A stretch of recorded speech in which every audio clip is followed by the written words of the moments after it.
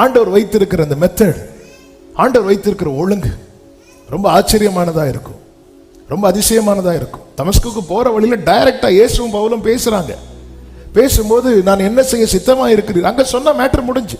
நான் ஆண்டவர் அதுக்குன்னு ஒரு முறை வைத்திருக்கிறார், நீ தமஸ்குவுக்கு போகணும். அவன் அங்க போய் என்ன பண்றான்னா ஃபாஸ்டிங் இருந்து ப்ராப்பரா பிரேயர் பண்றார், ஒழுங்கா ஜெபம் பண்றார், ஃபாஸ்டிங் இருந்து ஜெபம் பண்றார். திட்டம் அங்கே வெளிப்படுத்தப்படுகிறது.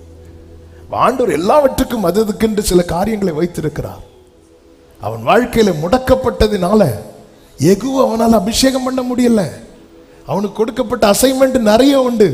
எலிசாவை அபிஷேகம் பண்ணணும், வேறொரு ராஜாவை அபிஷேகம் பண்ணணும், யெகூ அபிஷேகம் பண்ணணும். இல்ல, எலியாவால யெகூ அபிஷேகம் பண்ணல, கடைசியில் எலிசா தான் அபிஷேகம் பண்ணுவார்.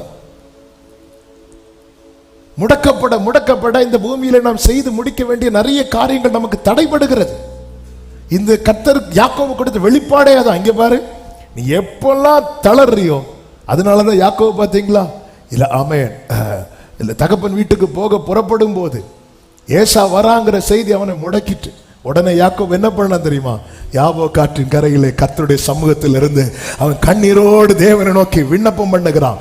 அங்கே அவனுக்கு ரேமா வெளிப்படுகிறது. ஹல்லேலூயா. என்ன வார்த்தை தெரியுமா, நீ மேற்கொண்டாய், நீ மேற்கொண்டாய். நாளைக்கு தான் அது நடக்க போகுது, ஆனா இன்னைக்கு ரெவலேஷன் வருகிறது, இன்னைக்கு வெளிப்பாடு வருகிறது. நீ மேற்கொண்டாய்.